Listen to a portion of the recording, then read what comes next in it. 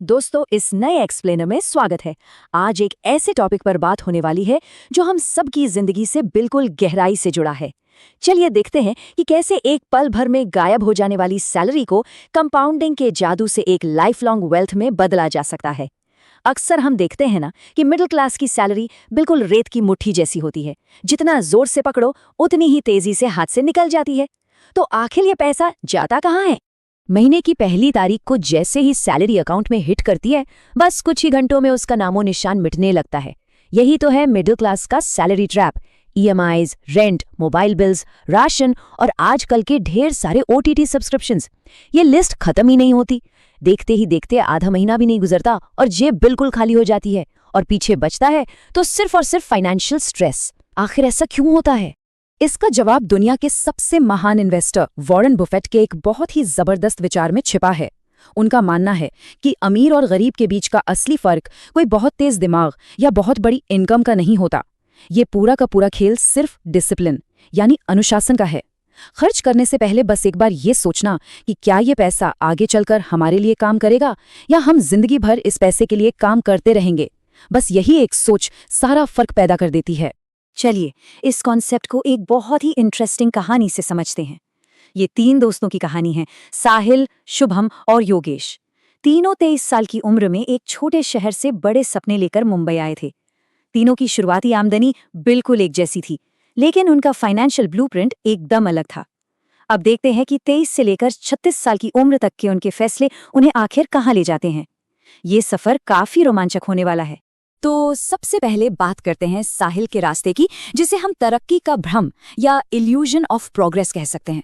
साहिल के लिए सक्सेस का मतलब था इंस्टेंट ग्रेटिफिकेशन, तुरंत मिलने वाली खुशी, नया फोन, ब्रांडेड कपड़े और महंगी सोशल लाइफ। उसने इन महंगे लाइफस्टाइल चॉइसेस को ही अपना इन्वेस्टमेंट मान लिया था। अब जरा इस डिस्ट्रीब्यूशन को ध्यान से देखिए। साहिल की 30,000 रुपए की स्टार्टिंग सैलरी कैसे पल भर में गायब होती थी। ये एकदम क्लासिक ट्रैप है। ऑफिस के पास स्टेटस मेंटेन करने के लिए 12,000 का भारी रेंट और दोस्तों की देखा देखी 15,000 की कार ईएमआई, मतलब 30,000 में से 27,000 तो पहले दिन ही साफ। सेविंग्स के नाम पर बिल्कुल जीरो। ये फ्यूचर को दांव पर लगाकर आज की शानो शौकत खरीदने का सबसे परफेक्ट एग्जाम्पल है। अब आते हैं शुभम के रास्ते पर। इस सेक्शन को हम पेशेंट कैपिटल या धैर्य की पूंजी का नाम दे सकते हैं। शुभम ने दिखावे के बदले धैर्य यानी पेशेंस को चुना। 23 साल की उम्र में मुंबई के महंगे इलाकों को छोड़कर उसने पनवेल जैसी सस्ती जगह पर रहना शुरू किया और 10 रुपए के वड़ा पाव पर गुजारा किया। इन दोनों के बीच का कंट्रास्ट देखिए। एक तरफ साहिल की चमकती हुई ईएमआई वाली लाइफ और दूसरी तरफ शुभम जो अपना सारा free time developing real estate markets की रिसर्च में लगाता था। 2011 में जब पनवेल में सिर्फ धूल और अधूरा इंफ्रास्ट्रक्चर था, शुभम ने अपनी रिसर्च पर भरोसा किया और वहां की एक प्रॉपर्टी में इन्वेस्ट करने का एक बहुत बड़ा और बोल्ड फैसला लिया। फिर समय आगे बढ़ता है और इस कहानी में आता है एक बहुत बड़ा ट्विस्ट। 36 साल की उम्र आते आते सालों काम करने के बाद साहिल आखिरकार उसी पनवेल इलाके में एक फ्लैट खरीद लेता है। 90 लाख का फ्लैट और हर महीने 58,000 रुपए की कमर तोड़ देने वाली ईएमआई। लेकिन जब प्रॉपर्टी के पेपर्स बनने के लिए आते हैं तो पता चलता है कि उस फ्लैट को बेचने वाला असली मालिक और कोई नहीं बल्कि उसका ही दोस्त शुभम है। और यहाँ सबसे बड़ी बात यह है कि शुभम के पास सिर्फ वो एक अकेला फ्लैट नहीं था। रेंट और कंपाउंडिंग की ताकत का लगातार इस्तेमाल करके 13 सालों के अंदर शुभम नवी मुंबई में ऐसी पूरी 4 प्रॉपर्टीज का मालिक बन चुका था। 36 साल की उम्र में शुभम इस आजाद पोजीशन में था कि वो जब चाहे काम करना छोड़ सकता था, रिटायर्ड लाइफ बिता सकता था। जबकि साहिल, वो अभी भी एक भारी ईएमआई के बोझ तले अपना पूरा फ्यूचर दबा चुका था। शुभम की ये सक्सेस वॉरेन बफे के इस फेमस कोट को बिल्कुल सच साबित करती है। अगर हमने ऐसा तरीका नहीं खोजा जिससे सोते हुए भी पैसा बने तो जिंदगी भर काम करना पड़ेगा। शुभम ने असल में खुद को काम से आजाद कर लिया था क्योंकि उसने ऐसे एसेट्स बना लिए थे जो बैकग्राउंड में उसके लिए लगातार पैसा बना रहे थे, चाहे वो सोई क्यों ना रहा हो। चलिए अब देखते हैं तीसरे दोस्त योगेश का रास्ता, जिसे आजादी का गणित या द मैथ ऑफ फ्रीडम कह सकते हैं। रियल एस्टेट में उतरने के लिए एक बहुत बड़ी रकम की जरूरत होती है, ये तो हम सब जानते हैं।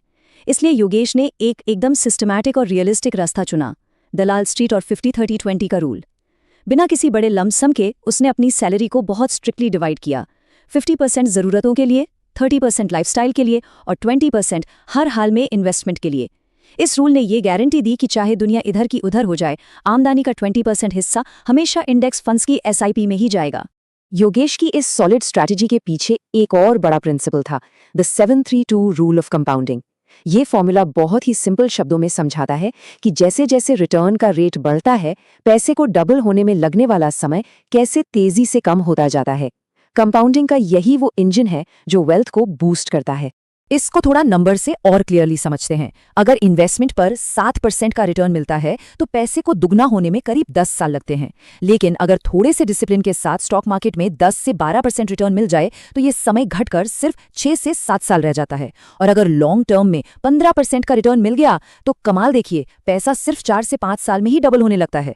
यही है मार्केट में लगातार टिके रहने का और कंपाउंडिंग का असली जादू। तो योगेश ने आखिर किया क्या? उसने इस अप्रोच को एक रिपीटेबल सिस्टम बना लिया। 28 साल की उम्र तक मल्टीपल इनकम सोर्सेज बनाना, अपने खर्चों पर एकदम स्ट्रिक्ट कंट्रोल रखना, महंगाई के हिसाब से अपनी गोल्स को लगातार एडजस्ट करना और बिना किसी घबराहट के अपनी लंबी सिप्स को चलने देना। इन सिंपल स्टेप्स ने ये प्रूव कर दिया कि एक बहुत ही ऑर्डिनरी सैलरी से भी एक एक्स्ट्रॉर्डिनरी रिटायरमेंट पोर्टफोलियो बिल्कुल बनाया जा सकता है। अब चलते हैं इस एक्सप्लेनर के सबसे जरूरी लेसन की तरफ, द कॉस्ट ऑफ डिले, यानी देरी की कीमत, जो सबसे अदृश्य टैक्स है। इन तीनों कहानियों से जो सबसे बड़ी सीख मिलती है वो ये है कि वेल्थ बिल्डिंग पर लगने वाला सबसे भारी और सबसे इनविजिबल टैक्स है सिर्फ इंतजार करना। अक्सर हमें लगता है ना कि अरे अभी तो बहुत टाइम है, बाद में इन्वेस्ट कर लेंगे, लेकिन ये कंपैरिजन एक बहुत ही क्रूअल रियलिटी दिखाता है। अगर 25 साल की उम्र में 5,000 रुपए की एसआईपी शुरू की जाए मुकाबले 35 की उम्र में वही एसआईपी शुरू करने के, तो फर्क जमीन आसमान का होता है। अमाउंट वही है, सब कुछ वही है, लेकिन इस 10 साल की देरी को बाद में एक्स्ट्रा पैसे बचाकर भी आसानी से कवर नहीं किया जा सकता। समय ही वो अकेला एसेट है जिसे दुनिया की कोई भी दौलत वापस नहीं खरीद सकती। वॉरेन बफेट का ये रूल हमेशा याद रखने लायक है।